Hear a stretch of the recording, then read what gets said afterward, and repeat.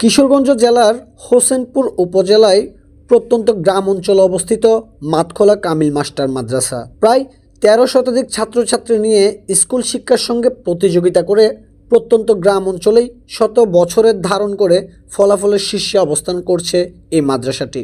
এই ব্যাপারে মাদ্রাসার প্রিন্সিপাল মীর আরিফ রাব্বানী বিপল টিভিকে বলেন, অবকাঠামোগত সংকট থাকায় শ্রেণীকক্ষের স্থান সংকলন হচ্ছে না। এছাড়াও আইসিটি ল্যাব না থাকায় আধুনিক শিক্ষা ব্যবস্থা থেকে আমরা পিছিয়ে পড়ছি।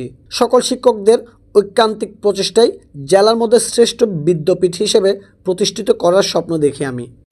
আমরা বারবার আবেদন করেছি আমাদের আইসিটি ল্যাবের জন্য, বিল্ডিং এর জন্য, অবকাঠামোর জন্য, কিন্তু আমরা পাইনি। বিভিন্ন কারণে হয়তো আমরা পাইনি, জানি না। আমাদের চেষ্টার কোনো ত্রুটি ছিল না। আমরা প্রতি বছরই অবকাঠামোর জন্য, বিল্ডিং এর জন্য যেখানে যাওয়া দরকার ওনাদের কাছে গিয়েছি, কিন্তু আমরা পাইনি। থেকে আসলেই আমরা ভাই বোনের মতো আমরা জীবনযাপন করছি, এখানে চাকরি করছি।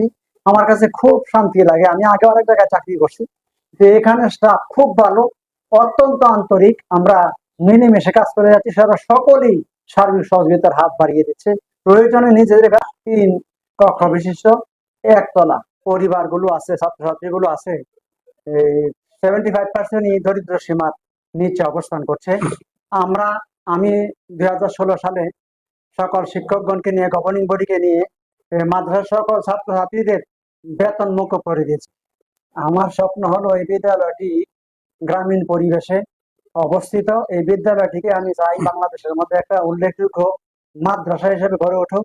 এই জন্য আমার সকল শিক্ষকগণকে নিয়ে, গভর্নিং বডিকে নিয়ে সার্বিক চেষ্টা চালিয়ে যাচ্ছি খুব দ্রুত, যাতে এটা দিন দিন উত্তর উন্নতির দিকে যায় এবং ছাত্রছাত্রীরা সারা পৃথিবীতে ছড়িয়ে পড়ে, শিক্ষার আলো বিতরণ করে। এজন্য আমরা সর্বদা চেষ্টা করব।